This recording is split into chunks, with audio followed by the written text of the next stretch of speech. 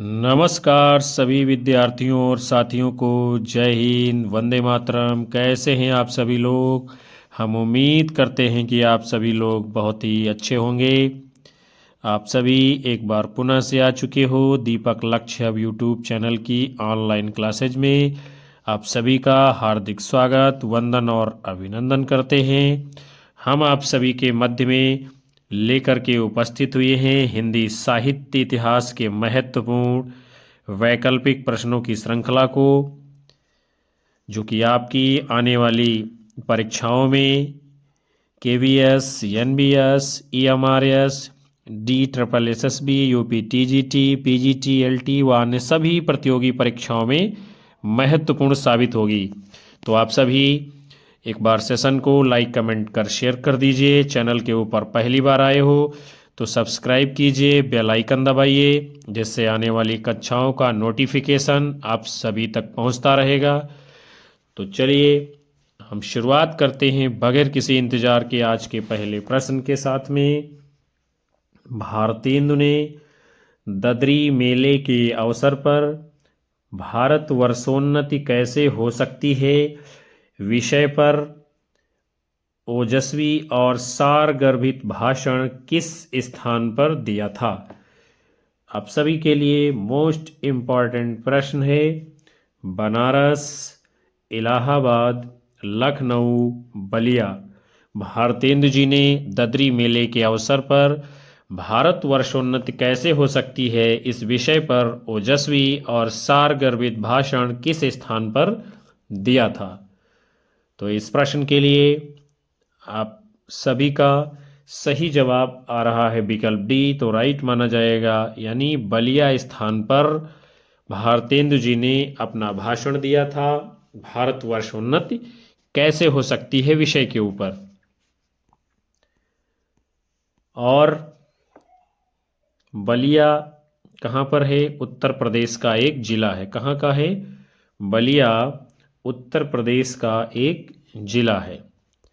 उसके बाद में भारत की वर्षोन्नति कैसे हो सकती है, ये जो निबंध है भारतेंदु हरिश्चंद्र जी का, इसकी आरंभिक पंक्तियां हैं। आज बड़े आनंद का दिन है कि छोटे से नगर बलिया में हमें इतने मनुष्यों को एक बड़े उत्साह के साथ एक स्थान पर देखते हैं।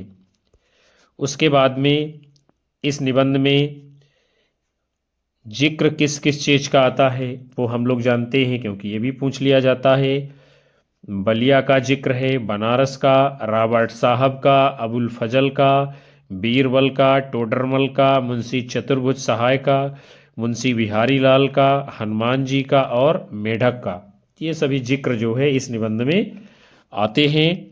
उसके बाद में आपका अगला प्रश्न है, सूची 1 का मिलान सूची 2 से करना है और कूट के अनुसार आप सभी को अपना उत्तर देना है। एक तरफ क्या है? आपके संपादक हैं और दूसरी तरफ है आपकी पत्र पत्रिकाएं। तो सबसे पहले है राजेंद्र कुमार जी। राजेंद्र कुमार जी ने किस पत्रिका का संपादन किया है? तो कौन सी पत्रिका का संपादन कार्य किया है राजेंद्र कुमार जी ने? अभिप्राय। कौन सी? अभिप्राय। फिर उसके बाद में ज्ञानरंजन जी हैं, इन्होंने कौन सी पत्रिका का संपादन यानी कार्य किया है? संपादक रहे हैं पहल।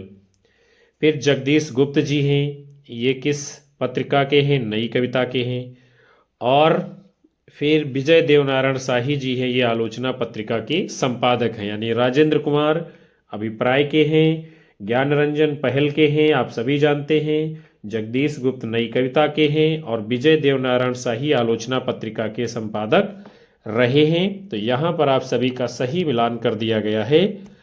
और कूट के रूप में यदि आप जानेंगे तो विकल्प ए आप सभी का राइट आंसर माना जाएगा। कूट के रूप में हम सभी लोग आगे बढ़ते हैं। अभिप्राय जो पत्रिका है, अभिप्राय पत्रिका इलाहाबाद यानी वर्तमान प्रयागराज से प्रकाशित होती थी। कहाँ से? प्रयागराज से प्रकाशित होती थी। और इसके संपादक कौन थे? राजेंद्र कुमार जी। कौन? राजेंद्र कुमार जी, जो कि इलाहाबाद विश्वविद्यालय में प्रोफेसर रहे हैं। हम सभी लोग आगे बढ़ चलते हैं। फिर जो है अन्य महत्वपूर्ण पत्रिकाएं और उनके संपादकों को जान लेते हैं। ये यहाँ से भी प्रश्न बनता है, आपकी परीक्षा में पूछे गए हैं। तो आर्यावर्त पत्रिका है, इसके संपादक कौन हैं? पंडित दिनेश दत्त झा। कौन है? आर्यावर्त के पंडित दिनेश दत्त झा। फिर जो है वीणा पत्रिका है, इसके संपादक है अंबिका प्रसाद त्रिपाठी जी। फिर वसुंधरा पत्रिका है, इसके संपादक हैं केदारनाथ त्रिपाठी जी। फिर दिनमान के आप सभी जानते हैं, कौन है संपादक? सच्चिदानंद हीरानंद वात्सायन आज्ञे जी। तो ये सभी पत्रिकाएं और उनके संपादकों को आप सभी को अपने ध्यान में रखना है। आर्यावर्त पंडित दिनेश दत्त झा, वीणा अंबिका प्रसाद त्रिपाठी, वसुंधरा केदारनाथ त्रिपाठी, दिनमान आज्ञे जी। फिर जो है आपका अगला प्रश्न है,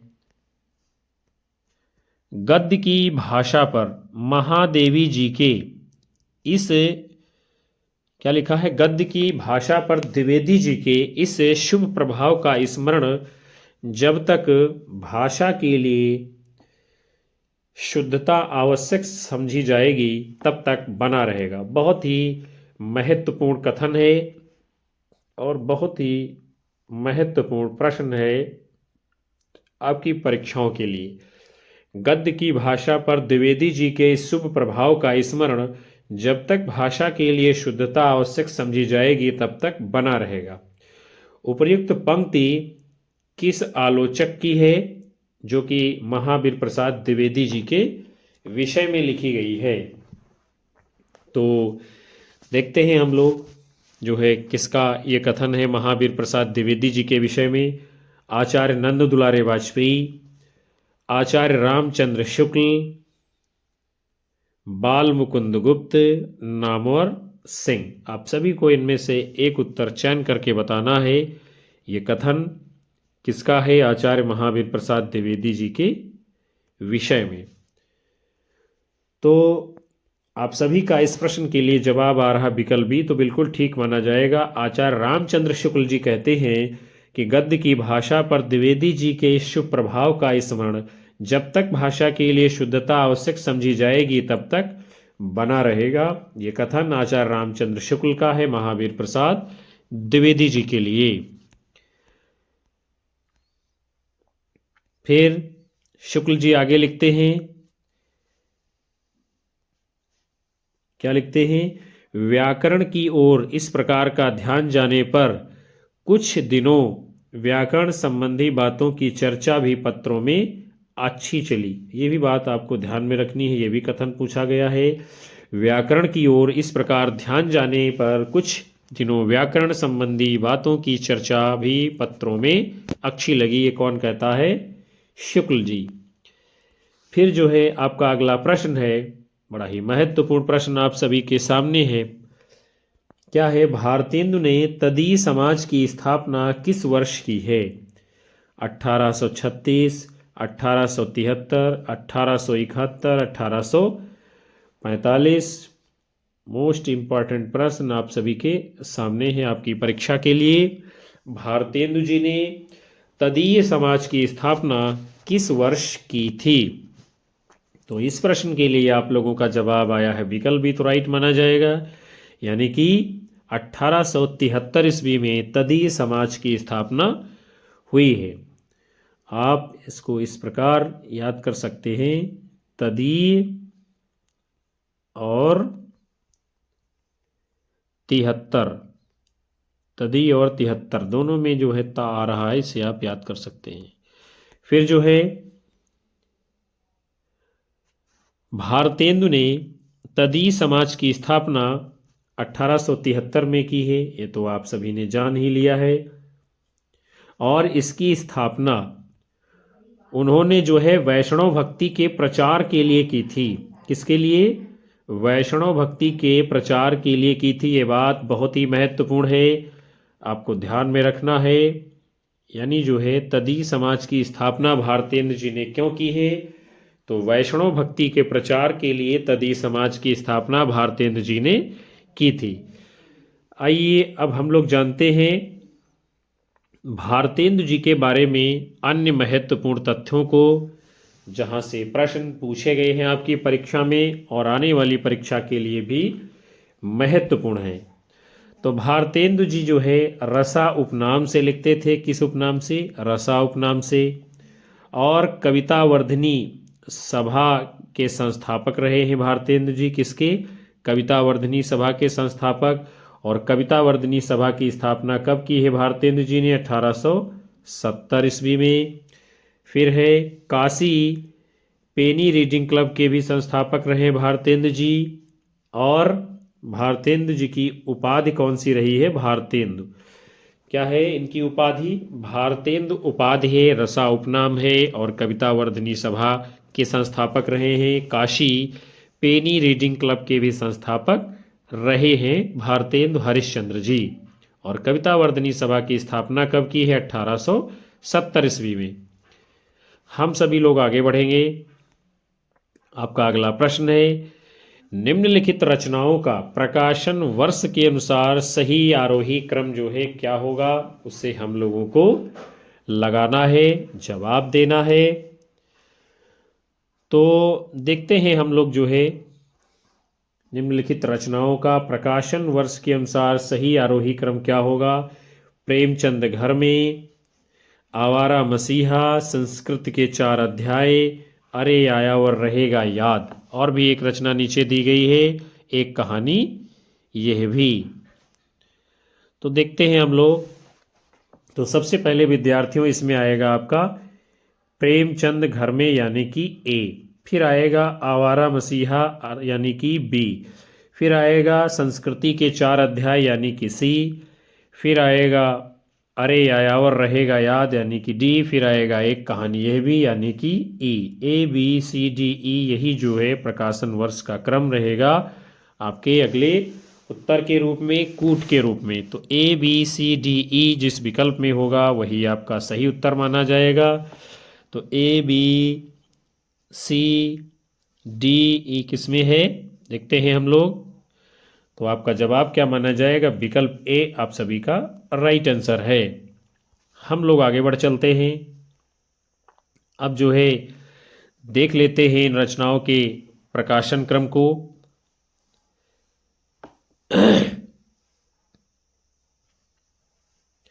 तो सबसे पहले है प्रेमचंद घर में। बहुत ही शानदार रचना है ये प्रेमचंद घर में। इसको जो है लिखा किसने है? शिवरानी देवी ने। किसने लिखा है? शिवरानी देवी ने। और शिवरानी देवी कौन है? प्रेमचंद की पत्नी। और प्रेमचंद घर में ये क्या है? जीवनी है। क्या है? जीवनी विधा की रचना है जो कि शिवरानी देवी ने लिखा है। और इसका प्रकाशन कब हुआ है? 1944 ईस्वी में। फिर जो है आपकी अगली रचना है अरे आयावर रहेगा याद। इसके लेखक कौन है? सच्चिदानंद हीरानंद वात्सायन अज्ञे जी। किसने लिखा है? अज्ञे जी ने। और ये इसकी विधा क्या है? ये यात्रा वृत्तांत है अज्ञे जी का।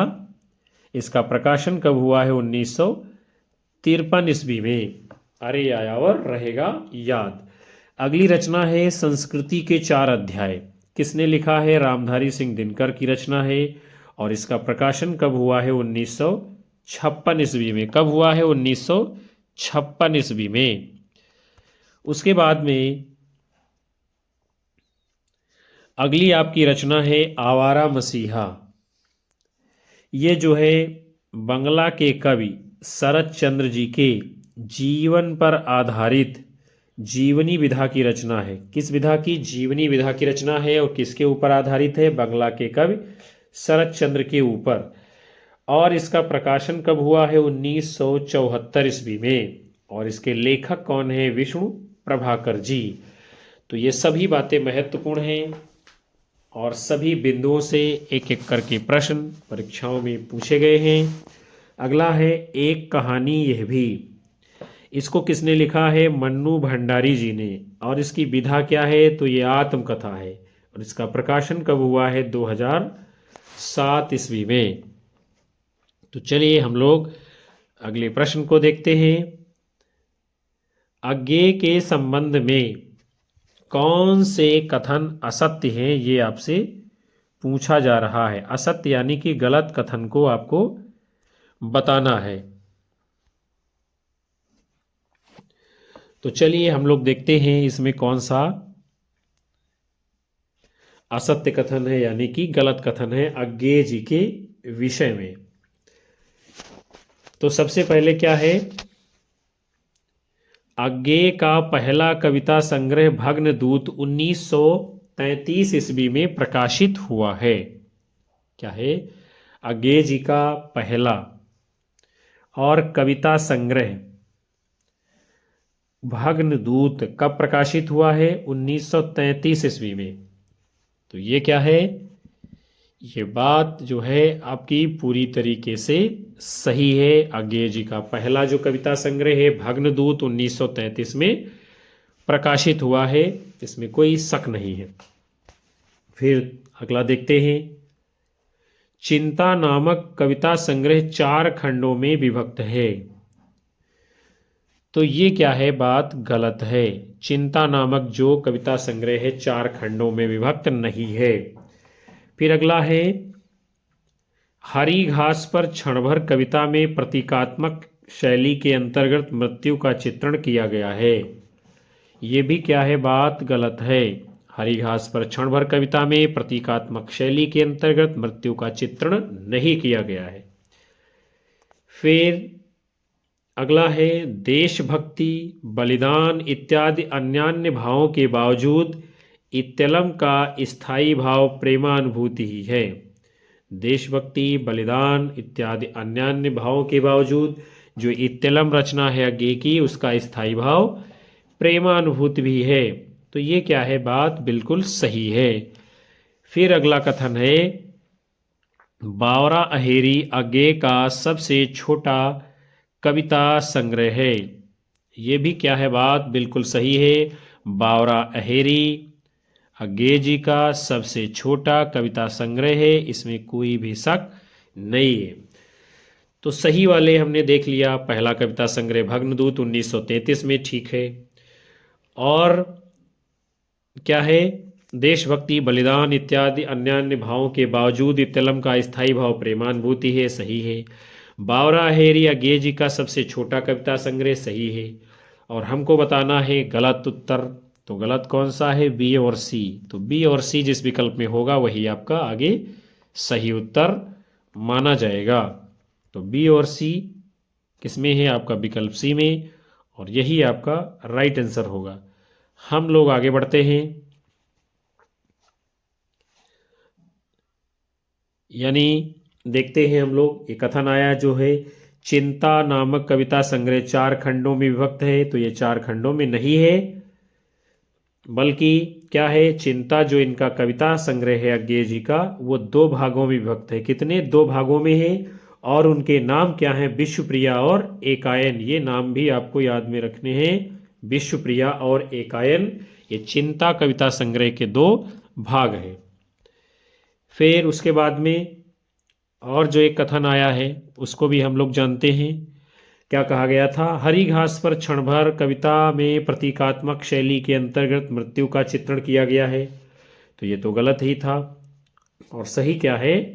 हरी घास पर क्षण भर कविता में हरी घास कवि के निजता का प्रतीक है। क्या है?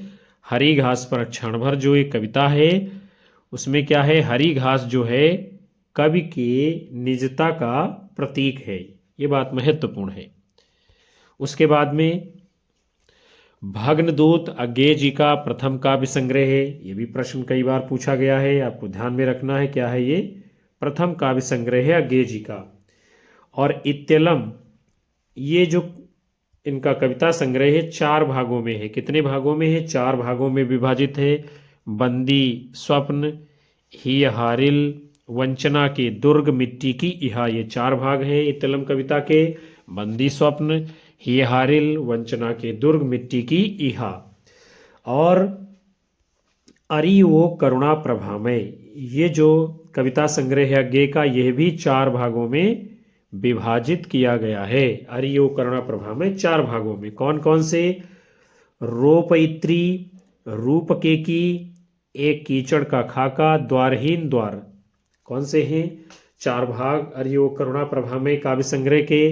रोपैत्री, रूपकेकी, एक चीड़ का खाका, द्वारहीन द्वार। फिर जो है अगला प्रश्न आप सभी के सामने है, खड़ी बोली का प्रथम महाकाव्य किसे माना जाता है? खड़ी बोली का प्रथम महाकाव्य किसे माना जाता है? प्रिय प्रवास, आंसू, भारत भारती, सरोज स्मृति। तो महत्वपूर्ण प्रश्न है और आप सभी लोग इसका उत्तर भी जानते हैं बखूबी। तो सही जवाब क्या माना जाएगा? खड़ी बोली का जो प्रथम महाकाव्य है उसका नाम क्या है? तो आप सभी का जवाब है विकल्प ए, तो बिल्कुल ठीक माना जाएगा, यानी कि प्रिय प्रवास। ये खड़ी बोली का प्रथम महाकाव्य माना जाता है। और जो खड़ी बोली का प्रथम महाकाव्य है प्रिय प्रवास, उसके लेखक कौन है? तो उनका नाम है अयोध्या सिंह उपाध्याय हरियोध। किसने लिखा है? अयोध्या सिंह उपाध्याय हरियोध। और ये रचना किस श्रेणी में आती है? तो ये महाकाव्य की श्रेणी में आती है। इसका प्रकाशन कब हुआ है? 1914 ईस्वी में हुआ है। और इसका प्रारंभिक नाम क्या है? यानी पहले इसका नाम क्या था? ब्रजांगना विलाप। क्या नाम था? ब्रजांगना विलाप।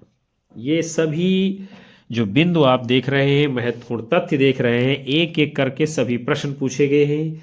ये भी पूछा गया है खड़ी बोली का प्रथम महाकाव्य, इसके लेखक कौन है? हरियोध जी। किस श्रेणी में आता है? महाकाव्य है। प्रकाशन कब हुआ है? 1914 में। प्रारंभिक नाम क्या था? ब्रजांगना विलाप। फिर आगे बढ़ते हैं। और भी प्रिय प्रवास के विषय में बड़ी ही महत्वपूर्ण जानकारी है और ये भी कई बार प्रश्नों में पूछी गई है, महत्वपूर्ण है। प्रिय प्रवास जो महाकाव्य है इसमें कितने सर्ग हैं? तो ये 17 सर्गों में विभाजित है और भागवत पुराण की कथा पर आधारित है। किस पर आधारित है ये महाकाव्य? भागवत पुराण की कथा पर आधारित है। और ये जो महाकाव्य है संस्कृत के वर्ण वृत्तों पर आधारित है, ये भी पूछा गया है। संस्कृत के वर्ण वृत्तों पर आधारित है। और इसका जो प्रथम सर्ग है, कौन सा? प्रथम सर्ग, उसमें एक ही छंद है। उस छंद का नाम क्या है? द्रुत विलंबित छंद। यानी जो प्रिय प्रवास महाकाव्य है इसमें 17 सर्ग हैं, भागवत पुराण की कथा पर आधारित है, संस्कृत के वर्ण वृत्तों पर आधारित है। और इसका जो प्रथम सर्ग है उसका एक ही छंद है, उसका नाम है द्रुत विलंबित के ऊपर आधारित है। आगे बढ़ेंगे हम लोग। ये सभी प्रश्न पूछे गए हैं जो आप बिंदुओं के रूप में देख रहे हैं। आंसू जयशंकर प्रसाद द्वारा रचित खड़ी बोली हिंदी की रचना है। क्या है? आंसू जयशंकर प्रसाद जी के द्वारा रचित खड़ी बोली हिंदी में रचना है। भारत भारती मैथिली शरण गुप्त जी की रचना है। और सरोज स्मृत सूर्यकांत त्रिपाठी निराला जी की ये लंबी कविता है। कैसी कविता है ये भी ध्यान में रखना है, लंबी कविता है। फिर आप सभी का अगला प्रश्न आपके सामने है, निम्नलिखित में से कौन सी कृति शमशेर बहादुर सिंह जी की है? बहुत ही शानदार प्रश्न आप सभी के सामने। कौन सी कृति शमशेर बहादुर सिंह जी की है? आप सभी को बताना है। सतपुड़ा के जंगल, अमन का राग, यहाँ से देखो, सलोना जिस्म, पृथ्वी कल्प। और कूट नीचे सामने है ACE, केवल BD, केवल BE, केवल DE। तो आप सभी को बताना है इनमें से कौन सी कृतियां यानी शमशेर बहादुर सिंह जी की है। तो देखते हैं हम लोग इसमें कौन सी शमशेर बहादुर सिंह जी की कृतियां हैं। तो एक तो रचना है आपकी अमन का राग, और दूसरी रचना कौन सी है इनमें? सलोना जिस्म। तो दो रचनाएं ये शमशेर बहादुर सिंह जी की हैं, अमन का राग और सलोना जिस्म, यानी बी और डी जिसमें होगा, और बी और डी किस में है, विकल्प बी में। यही आपका सही कूट है, उत्तर के रूप में आपने जवाब दिया है तो सही माना जाएगा। हम लोग आगे बढ़ते हैं। अमन का राग, ये जो कविता है ये लंबी कविता है। कैसी है, लंबी कविता है, पूछी गई है परीक्षा में। और सलोना जिस्म आपने देखा। सतपुड़ा के जंगल, ये भवानी प्रसाद मिश्र की रचना है, आप सभी जानते हैं। यहाँ से देखो, केदारनाथ सिंह जी की रचना है, बहुत ही महत्वपूर्ण है। पृथ्वी कल्प, ये जो है गिरजा कुमार माथुर जी की रचना है। ये सभी आपको ध्यान में रखनी है, यहाँ से प्रश्न पूछे गए हैं आपकी परीक्षाओं में। फिर जो है अन्य महत्वपूर्ण तथ्यों को देखते हैं। शमशेर बहादुर सिंह की कृतियां और उनकी रचनाएं। उषा, भारत की आरती, बड़ी ही शानदार रचना है। अकाल, बैल, जीवन की कमान, टूटी हुई बिखरी हुई, रोशनी की लहर, चुका भी नहीं हूँ मैं, दूब, घिरते आकाश बात बोलेगी। तो ये सभी कृतियाँ किसकी हैं, शमशेर बहादुर सिंह जी की। ऊषा, भारत की आरती, अकाल, बैल, जीवन की कमान, टूटी हुई बिखरी हुई, रोशनी की लहर, चुका भी नहीं हूँ मैं, दूब, घिरते आकाश बात बोलेगी। और बहुत ही महत्वपूर्ण इनकी रचनाएं हैं। इनकी रचनाओं से भी एक प्रश्न जो है परीक्षा में बनता ही है। आगे बढ़ते हैं हम लोग। आपका अगला प्रश्न है, निम्नलिखित काव्य ग्रंथों को प्रकाशन वर्ष के अनुसार पहले से बाद के क्रम में लगाइए। कैसे लगाना है, पहले से बाद के क्रम में। तो चलिए हम लोग देखते हैं जो है इनका, यानी जो ये रचनाएं हैं, काव्य ग्रंथ हैं, इनका प्रकाशन वर्ष और पहले से बाद के क्रम में लगाना है। यानी पहले किसका प्रकाशन हुआ और बाद में किसका प्रकाशन हुआ है। अनुराग बांसुरी, चित्रावली, हंस जवाहिर, ज्ञानदीप, इंद्रावती। तो इनमें से सबसे पहले जो है किस रचना का प्रकाशन हुआ है, चित्रावली का, यानी कि बी आएगा। फिर किसका प्रकाशन हुआ है, ज्ञानदीप का, यानी कि डी आएगा। उसके बाद में किसका प्रकाशन हुआ है, हंस जवाहिर का, यानी कि सी आएगा। फिर इंद्रावती का प्रकाशन हुआ है, यानी कि ई आएगा। और उसके बाद में क्या है, अनुराग बांसुरी का प्रकाशन हुआ है, फिर जो है ए आएगा। तो बी डी सी ई ए, ये जिस कूट में होगा वही आपका सही उत्तर माना जाएगा।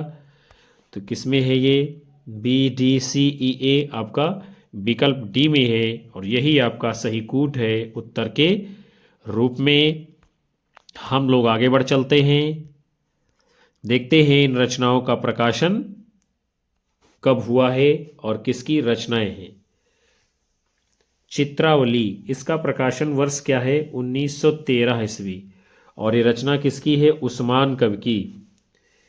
फिर उसके बाद में है ज्ञानदीप, इसका प्रकाशन वर्ष है 1619 ईस्वी, किसकी रचना है, शेख नबी जी की। फिर है हंस जवाहिर, इसका प्रकाशन वर्ष है 1736 ईस्वी, किसकी रचना है, कासिम शाह की। फिर है इंद्रावती, इसका प्रकाशन वर्ष है 1744 ईस्वी, किसकी रचना है, नूर मोहम्मद की। फिर है अनुराग बांसुरी, इसका प्रकाशन वर्ष है 1764 ईस्वी, और किसकी रचना है, ये भी रचना नूर मोहम्मद की है। और सभी की ये जो सभी रचनाएं हैं सूफी प्रेम आख्यानक काव्य की रचनाएं हैं। और यहाँ से भी एक प्रश्न जो है आपकी परीक्षा में बनता ही है, रचना किसकी है या प्रकाशन वर्ष या कुछ भी जो है यहाँ से पूछा जा सकता है। सभी रचनाएं बहुत महत्वपूर्ण है। चित्रावली 1913 उस्मान, ज्ञानदीप 1619 शेख नबी, यहाँ पे क्या होगा, चित्रावली का 1613 होगा। और हंस जवाहिर 1736 कासिम शाह, इंद्रावती 1744 नूर मोहम्मद, अनुराग बांसुरी 1764 नूर मोहम्मद। आगे बढ़ेंगे हम सभी लोग। प्रकाशन वर्ष के आधार पर अन्य रचनाएं क्रमशः हैं, उसे भी हम लोग जानते हैं।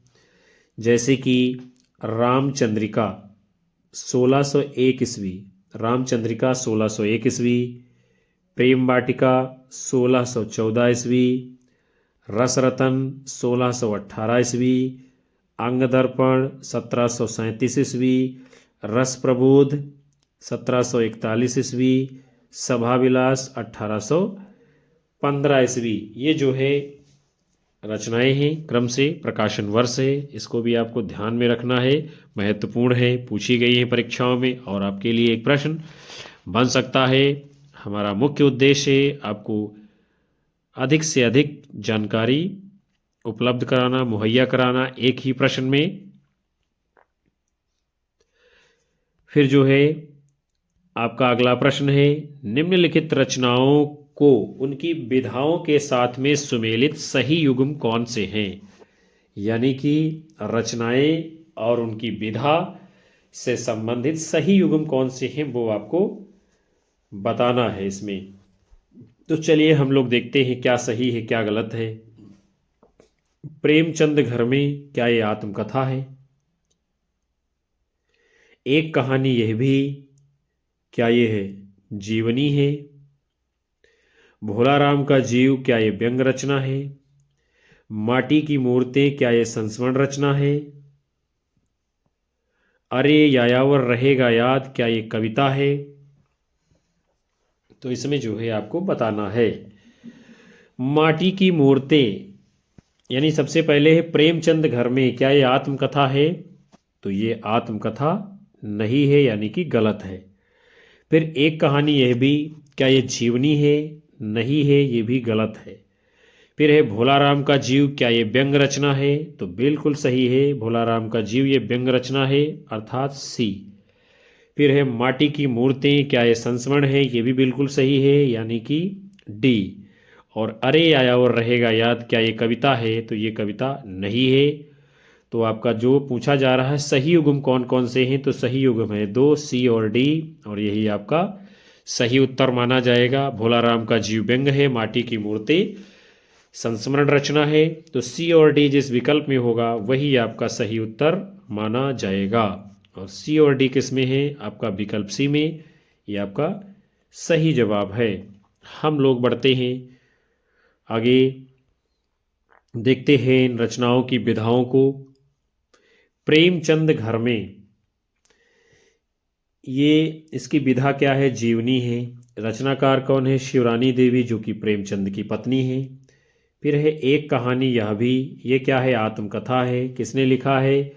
मन्नू भंडारी जी की आत्मकथा है, बहुत ही शानदार हिंदी जगत की आत्मकथा। फिर है भोला राम का जीव, ये व्यंग रचना है। किसने लिखा है? हरिशंकर परसाई की रचना है। माटी की मूर्तें, ये रेखाचित संस्मरण दोनों में गिनी जाती है कहीं कहीं। ये किसकी है? राम वृक्ष बेनीपुरी जी की रचना है। उसके बाद में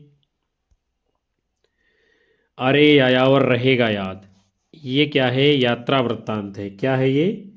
अरे यायावर रहेगा याद, ये यात्रा वृत्तांत है। और किसका है ये? अज्ञेय जी का लिखा हुआ यात्रा वृत्तांत है।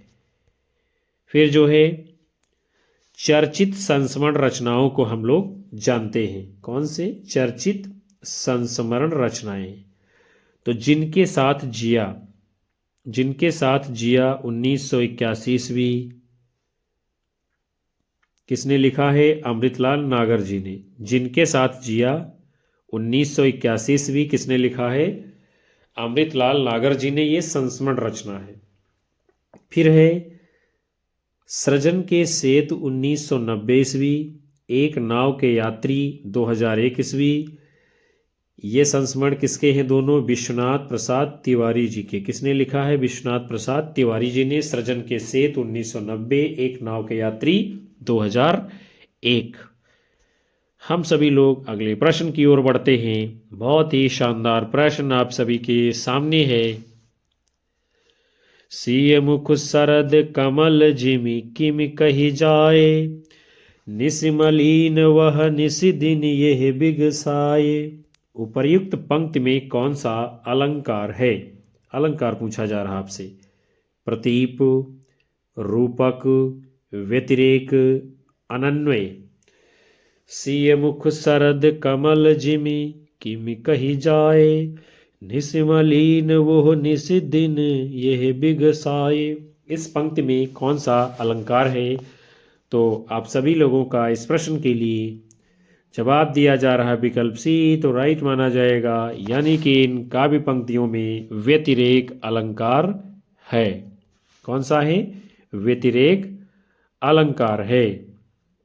और ये जो पंक्तियां हैं ये किसने लिखी हैं? तो ये पंक्तियां हैं गोस्वामी तुलसीदास जी के द्वारा रचित है। कभी कभी ये पंक्तियां ही पूछ लेता है किसने लिखा है, तो गोस्वामी तुलसीदास जी ने। और अलंकार कौन सा है? व्यतिरेक अलंकार है। और व्यतिरेक अलंकार के बारे में हम लोग जान लेते हैं। जहाँ उपमेय में उपमान से सकारण उत्कर्ष दिखाया जाए वहाँ व्यतिरेक अलंकार होता है। जहाँ उपमेय में उपमान से सकारण उत्कर्ष दिखाया जाए वहाँ व्यतिरेक अलंकार होता है। मुख है अम्बुज सो सही मीठी बात विसेखी। मुख है अम्बुज सो सही मीठी बात विसेखी, ये भी उदाहरण किसका है? व्यतिरेक अलंकार का। फिर जो है आपका अगला प्रश्न आप सभी के सामने है, और बड़ा ही शानदार महत्वपूर्ण प्रश्न आपकी परीक्षा के लिए और परीक्षा में पूछा गया प्रश्न। विद्यानिवास मिश्र का निबंध मेरे राम का मुकुट भीग रहा है, इसका प्रकाशन वर्ष क्या है? ये आपसे पूछा जा रहा है। विद्यानिवास मिश्र का निबंध है मेरे राम का मुकुट भीग रहा है, इसका प्रकाशन वर्ष पूछा जा रहा है। 1972 ईस्वी, 1973 ईस्वी, 1974 ईस्वी, 1975 ईस्वी। विद्यानिवास मिश्र हिंदी के ललित निबंधकार हैं। कैसे? ललित निबंधकार हैं। और ये जो आप देख रहे हैं मेरे राम का मुकुट भीग रहा है, ये जो है आपका ललित निबंध संग्रह है। निबंध भी है और निबंध संग्रह भी है। तो आपको बताना है विद्यानिवास मिश्र का जो निबंध है मेरे राम का मुकुट भीग रहा है, इसका प्रकाशन वर्ष क्या है? तो आप सभी लोगों का इस प्रश्न के लिए जवाब दिया जा रहा विकल्प सी, तो राइट माना जाएगा, यानी मेरे राम का मुकुट भीग रहा है, इसका प्रकाशन वर्ष क्या है? 1974 ईस्वी। कौन सा है? 1974 ईस्वी। विकल्प सी आपका राइट आंसर माना जाएगा। हम लोग आगे बढ़ चलते हैं। अभी हमने आपको ऊपर बताया था, तुरंत उसकी जो है नीचे पुनरावृत्ति हो गई है। विद्यानिवास मिश्र जी का आपको बताया था कि मेरे राम का मुकुट भीग रहा है, ये निबंध भी है और निबंध संग्रह भी है, और इसका प्रकाशन वर्ष क्या है? 1974 ईस्वी। मेरे राम का मुकुट भीग रहा है। फिर जो है प्रकाशन वर्ष के आधार पर विद्यानिवास मिश्र के निबंध संग्रहों को हम लोग जान लेते हैं। बहुत ही महत्वपूर्ण ये विभाजन दिया गया है। प्रकाशन वर्ष के अनुसार जो है विद्यानिवास मिश्र के निबंध संग्रहों को हम लोग देख लेते हैं। तो चितवन की छाँव, इसका प्रकाशन वर्ष क्या है? 1953 ईस्वी है। क्या है? 1953 ईस्वी। कदम की पूली डाल, इसका है प्रकाशन 1956 ईस्वी। तुम चंदन हम पानी, प्रकाशन वर्ष है 1957 ईस्वी। आंगन का पंछी और बंजारा मन, 1963 ईस्वी। मैंने सिल पहुंचाई, 1966 ईस्वी। कौन तू फुलवा बिननहारी, 1980 ईस्वी।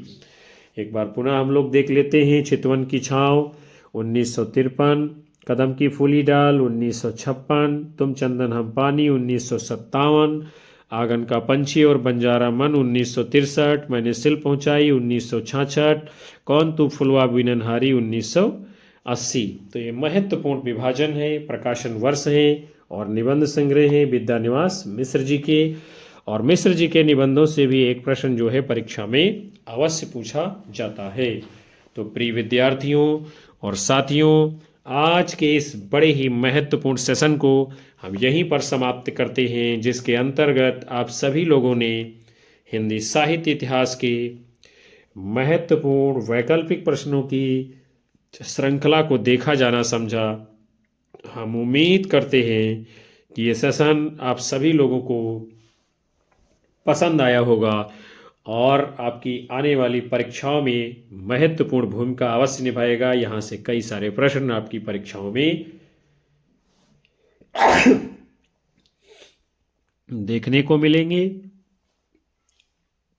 सेशन को लाइक करिए, अपने साथी मित्रों में शेयर करिए और हम उन सभी साथियों का आभार करते हैं, तहे दिल से धन्यवाद जो अंत तक सेशन को वॉच किए हैं। और आप सभी लोगों को मिलेंगे पुनः से एक नए मॉडल पेपर के साथ में, नई ऊर्जा के साथ। तब तक के लिए आप सभी लोगों को नमस्कार, जय हिंद, वंदे मातरम, बाय बाय, शुभ रात्रि आप सभी लोगों को।